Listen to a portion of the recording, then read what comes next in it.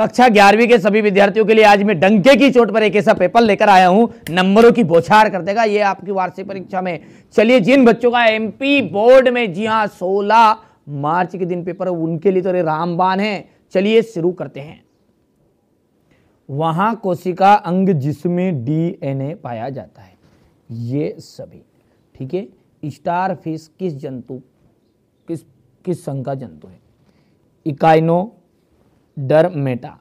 प्रकाश संश्लेषण में कौन सा प्रकाश परास सबसे अधिक प्रभावशील है? लाल रंग का। तंत्रिका तंत्र की इकाई है, तंत्रिका तंत्र की जो इकाई है वो आ जाएगा तंत्रिका कोशिका। किसमें पुष्प एक लिंगी होते हैं? तो खीरा में। एक बीजपत्री के प्रारूपी संवहन पुल होते हैं? खीरा। क्या हो जाएगा इसका? यहाँ पर जाएगा बाहिर फ्लोएमी। हो गया इतना। यहाँ से अपन देख सकते हैं इतना, ठीक है भैया। इसके बाद में अपन यहाँ पर देखेंगे क्वेश्चन नंबर 3 हो गया ये 4, 5, 6। नग्न बीज वाले पौधों के समूह का नाम जिम्नोस्पर्म है। तो यहाँ पर लिख देते अपन जी।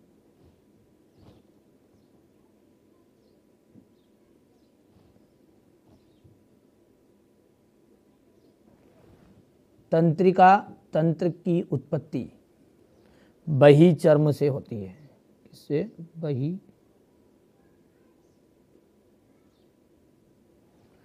क्रेब्स चक्र माइटोकॉन्ड्रिया कोशिकांग में होता है।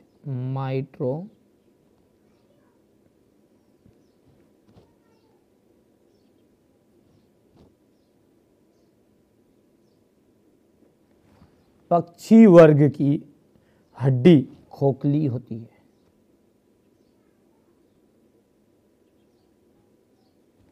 पक्षी वर्ग की हड्डी कैसी होती है? खोखली होती है।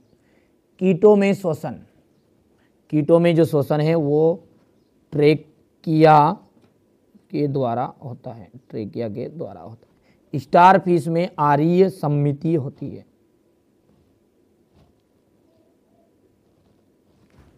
हो गया भैया। इसके बाद में यहाँ पर अपन इंग्लिश मीडियम वाले बच्चे बढ़िया से करेंगे ये यहाँ से, ठीक है। चलिए आगे बढ़ते हैं। और अगला क्या है आपका? जोड़ी है। और जोड़ी को भी ध्यान से आपको देखना है ना।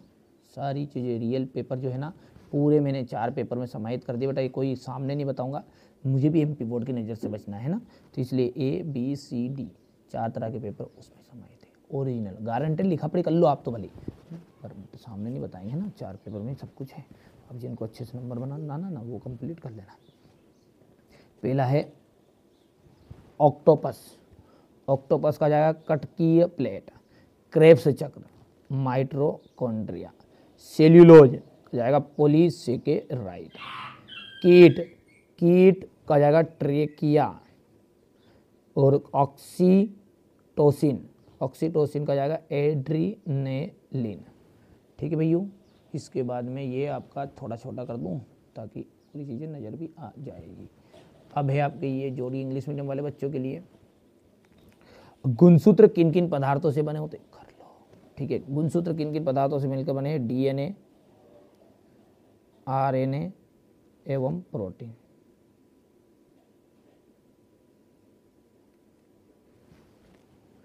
अंतःस्रावी ग्रंथियों के अध्ययन को क्या कहते हैं?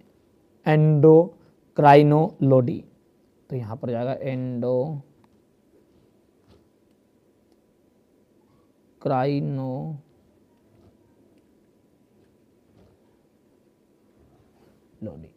द्विखंडन क्रिया किसकी है? द्विखंडन क्रिया है आसूत्री विभाजन की।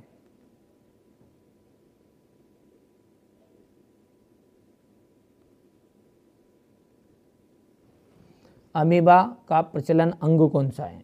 अमीबा का प्रचलन अंग है कुटपाद। नाखून किसका बना होता है? काइटिन का, ठीक है। और इसके बाद में अपन बात करेंगे तो यहाँ से अपन इंग्लिश मीडियम वाले बच्चे बढ़िया से लेंगे, ये कंप्लीट करेंगे ना। हाँ चलिए आगे बढ़ते हैं। क्वेश्चन नंबर 5 की बात करेंगे ना। तो सत्य सत्य है। मानव का जो वैज्ञानिक नाम है मेंगीफोरा इंडिका है क्या? तो ये असत्य रहेगा।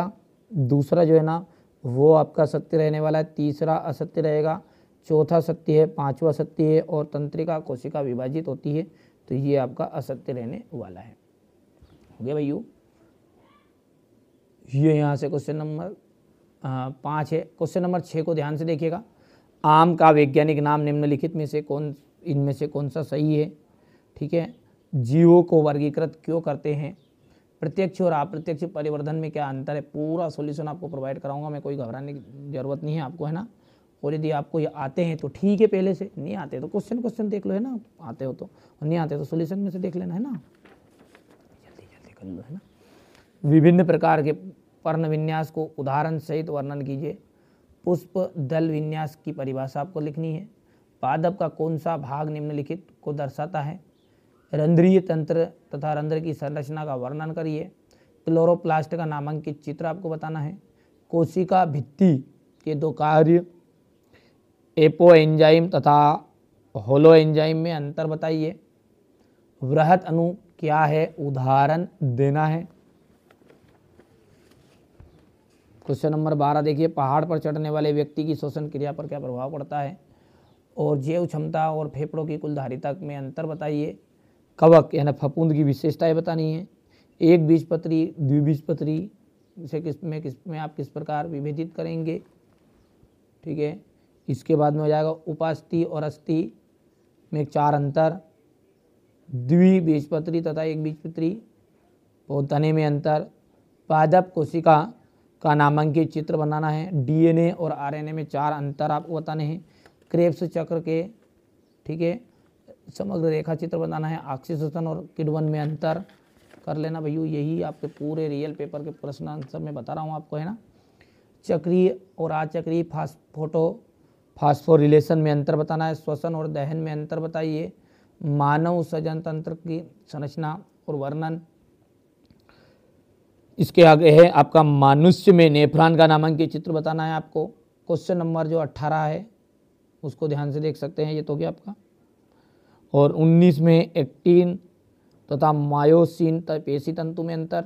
पेशी संकुचन के प्रमुख 4 चरणों का वर्णन कीजिए। मेरुरज्जु के अनुप्रस्थ काट का नामांकित चित्र आपको बताना है। और टेस्टोस्टेरोन के प्रमुख कार्य लिखिए। बट जो रियल पेपर है ना, मैंने अधिकतर इसमें फंसा दिया है, बाकी सेट बी सी 2 पेपर और हैं, इनमें आपको मिल जाएगा।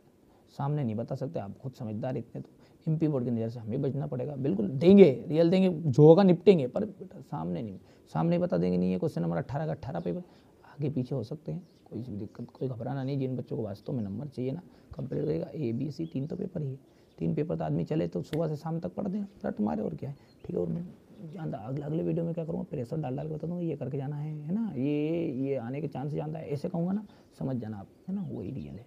चलिए, तो यहाँ पर देख लीजिए, मैंने ये बायोलॉजी का सेट ए दे दिया आपको। इसके बाद में अपन सेट बी भी देखेंगे, सेट सी देखेंगे। बढ़िया से कंप्लीट करो आप, तो है ना। चलिए, तो मिलते हैं अगले वीडियो में।